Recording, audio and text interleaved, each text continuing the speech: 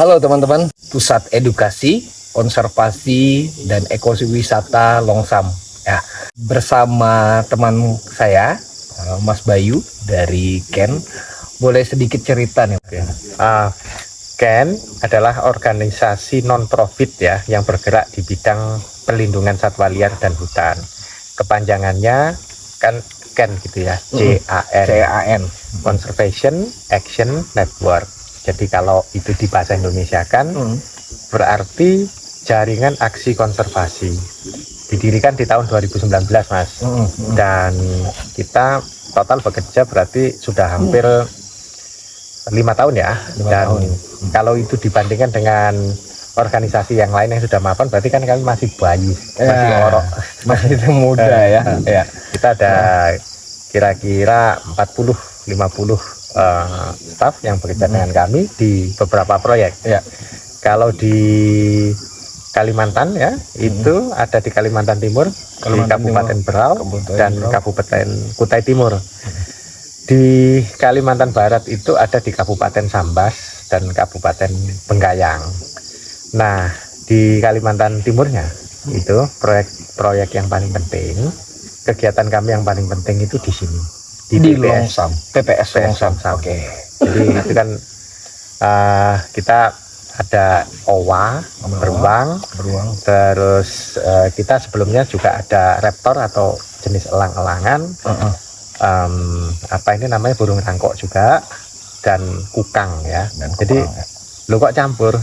Ya memang tidak spesialis pada satu satwa tertentu, tapi kenyataan di lapangan memang kita harus nyelamatin sekian banyak jenis satwa. Oke. Asli dari Malang ya. Malang, Jawa Timur. Sosok Mas Bayu sendiri memulai karir ya di beberapa organisasi ya.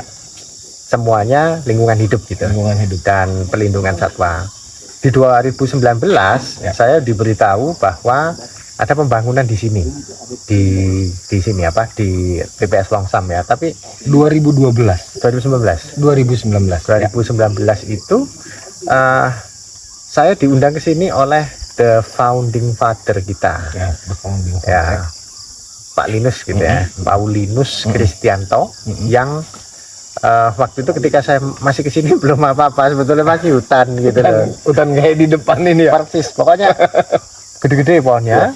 Dan waktu itu kira-kira ada 5-10 orang lah lagi ngelas di bawah. Belum apa-apa yang bagian sini. Belum ada apa-apa ini ya. Belum ada apa-apa, banyak nyamuk, banyak agas. Dan waktu itu pos mereka di mana mereka nginap itu nggak jauh dari air. Jadi saya masih ingat ketika air itu naik, semua barang tenggelam gitu ya. Jadi penuh dengan tantangan ya. Terus seiring berjalannya waktu, saya dengan the founding father-nya ini kan kontak-kontakan terus. Masalah organisasi itu ada dua, ya eksternal sama internal. Benar. Kami berbagi karakter yang saling melengkapi antara saya sama the founding father.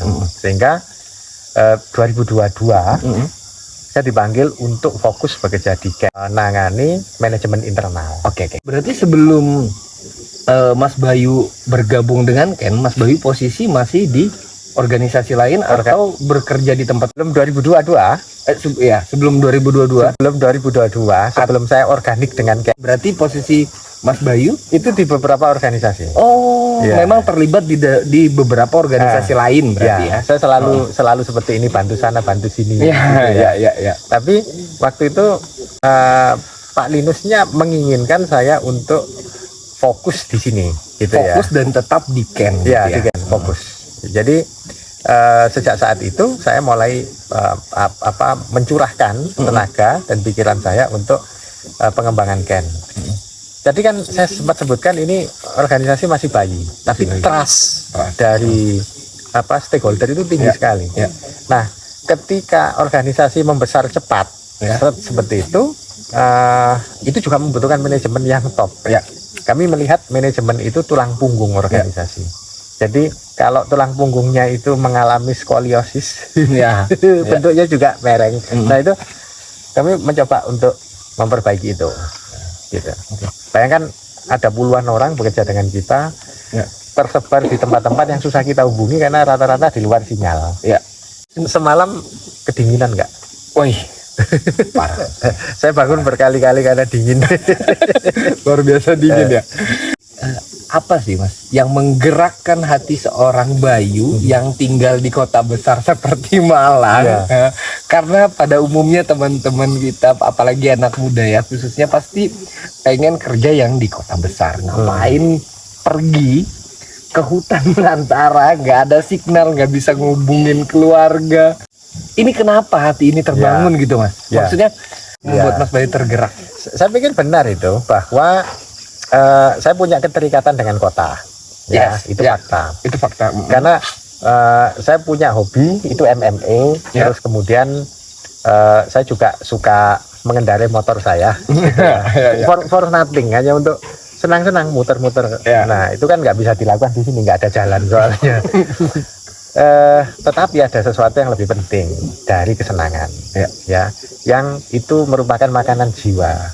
Karena lama-lama bosan nggak? Karena kita melakukan sesuatu yang menyenangkan. Kita berpikir bahwa saya hidup harus benar. Ada nilai-nilai yang harus diberi makan di hati kita. Nah, saya berpikir bekerja di Ken juga sosial. Ya. Nah, ada kenyataan atau fakta di luar sana, satwa yang sudah dilindungi, yang sudah mau punah, itu masih mengalami ketidakberuntungan, tidak welfare. Kalau itu dibiarkan, lama-lama ya punah. Itu jadi kita juga berusaha membantu pemerintah ya untuk make it happen ya, menyelamatkan satwa liar. Kenapa saya memilih itu? Ya, kembali lagi. Ketika kita memberi, maka secara finansial kita kehilangan. Ya.